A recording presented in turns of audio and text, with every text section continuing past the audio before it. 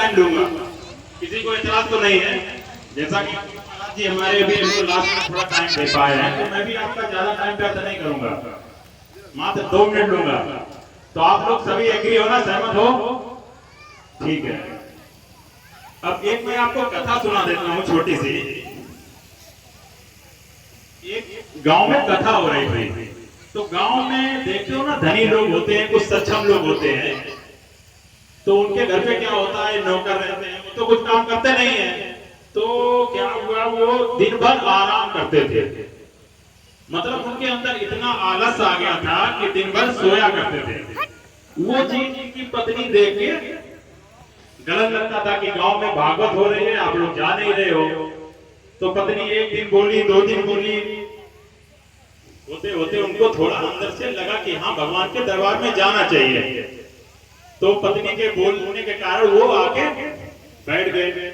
और आपने देखा होगा, जब भी कोई बड़ा आदमी आता है, अभी यहाँ पे विधायक जी आ जाए, कोई भी महान हस्ती आ जाए, तो हम लोग खड़े हो जाते हैं, बोलने लगते हैं, आइए आइए। तो ऐसा हुआ, महान हस्ती थी, बड़े आदमी थे, आ गए। तो जो महापुरुष बैठे थे और लोग बैठे थे भक्त, तो बोले अरे आइए आइए आइए। फिर इसका चटाई था, वो चटाई डाल दिया, मतलब मैटी जिसे आसन बोलते हैं। तो बोला बैठिए बैठिए बैठिए। तो जो थे व्यक्ति वो बैठ गए, केवल उन्होंने 2 शब्द ही सुने, आइए आइए और बैठिए बैठिए। सुनते सुनते वो सो गए। व्यास जी पूरी कथा कह दिए, प्रसाद भी वितरण हो गया, चले गए। कोई भक्त वहां पे रहा नहीं, केवल बैठा वो व्यक्ति जिसकी चटाई नीचे बिछी थी, जिसकी चटाई नीचे बिछी थी। अब वो भी इंतजार करे, बड़ा आदमी है, कैसे बोलूं। तो वो उनसे बोला कि भाई साहब जाइए जाइए। अब उनकी आंख खुले, अरे मजा आ गया। इतना बोलते, भागवत बहुत बड़ी होती है, यहाँ तो केवल 3 ही शब्द हैं, आइए आइए बैठिए बैठिए जाइए जाइए। खुश होके चला गया। पत्नी बोली भागवत सुना है? बोला हाँ, वहां तो ऐसा कुछ नहीं है, केवल 3 शब्द की भागवत है। जैसे मैं गया, लोग बोले आइए आइए बैठिए बैठिए, और लास्ट में बोल दिया कि जाइए जाइए। अब होते करते क्या हुआ, रात हो गई। अब महाराज तो यही सो लिए थे। अब रात में उनको नहीं आ रही थी नींद नहीं आ रही, इधर पलट ले रहे, उधर पलट दे रहे। बीवी बोली नींद क्यों नहीं आ रही? आज मैं भागवत सुना, 3 ही शब्द की भागवत थी, वही मैं बार बार सोच रहा। बीवी तो समझ गई कि ये भागवत से झूठे शब्द लेके आए हैं, मतलब ये सो गए थे। तो वो इसलिए बोल दी कि आपको 3 मंत्र दिए गए हैं, गुरु जी ने 3 मंत्र दिए हैं, इनको आपको जाप करना है। अगर वो ये बोल देती कि नहीं नहीं आप झूठे शब्द लेके आए, तो दूसरे दिन वो जाता नहीं। होते करते क्या हुआ, चारपाई पे बैठा, लाइट बुझा दी। तो बोला हाँ, व्यास जी बोले थे 3 मंत्र दिए थे, उनको मैं सिद्ध कर लेता हूँ। तो वो पंक्ति मिल के बैठ गया, आइए आइए जाइए जाइए, और फिर नहीं सॉरी, आइए आइए बैठिए बैठिए जाइए जाइए, यही बार बार जप कर रहा था। तो अंधेरा था, आंख मूंद के अपना सिद्धि में लगा था, आइए आइए बैठिए बैठिए जाइए जाइए। रात के बज गए 12। अब उसके घर में घुसा चोर। जैसे ही चोर दीवार को फांद के अंदर आया, तो इसका बोलना हुआ आइए आइए आइए। तो अब चोर को लगा कि इसने तो पहचान लिया है। अब वो दबे पैर जैसे ही पीछे हुआ, तब तक उसका दूसरा मंत्र बोला, बैठिए बैठिए बैठिए। अब तो चोर के पसीने आ गए कि हमें लगता है इसने पहचान लिया है, अब तो ये सुबह पुलिस केस कर देगा। अब वो धीरे से और तेज बड़ा, तब तक वो तीसरा मंत्र बोल दिया कि जाइए जाइए जाइए। उसने कहा अब तो इन्होंने हमें पहचान ही लिया है। वो चोर जाके उन्हीं के पास खड़ा हो गया, हाथ पैर जोड़ने लगा। जो भी चोरी करके लाया था वो पैसा उनको दे दिया। उन्होंने आंख खोला कि आप कौन?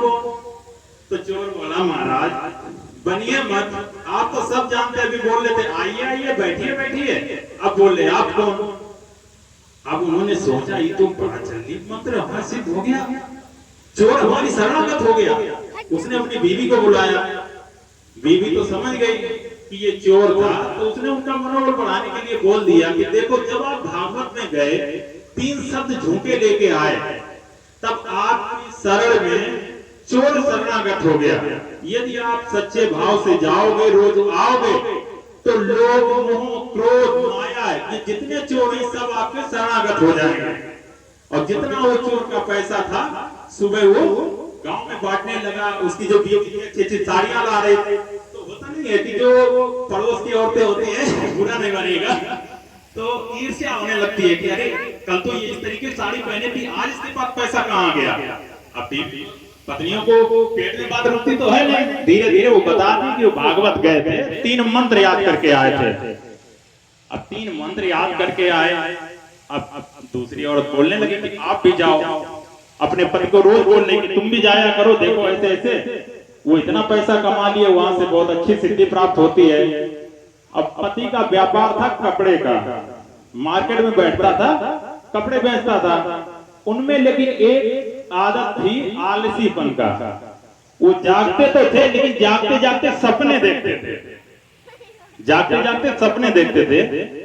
अब हुआ क्या, आ गए, बैठ गए, बैठे बैठे आंख तो खुली है, अब वो सपना देखने लगे। सपना क्या देख रहे हैं, उनके कपड़े का व्यापार था कि एक कस्टमर आया, बोले हमको कुर्ते का कपड़ा चाहिए।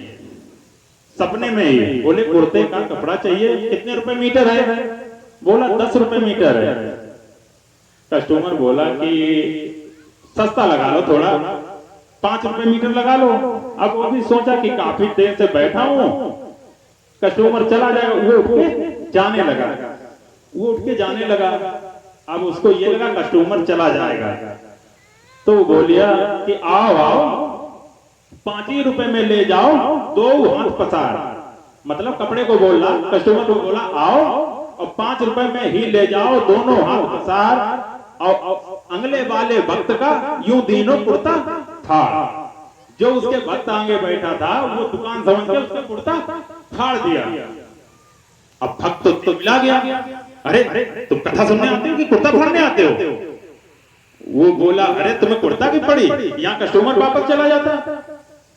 तो ये हुआ, वो आया था लालच, स्वार्थ के लिए, लालच भावना और स्वार्थ की भावना से आया था। उसकी पत्नी की मतलब उसमें स्वार्थ जुड़ा हुआ था कि वहां पे जाओ, तुमको मंत्र मिलेगा, सिद्धि प्राप्त होगी, पैसे आएंगे।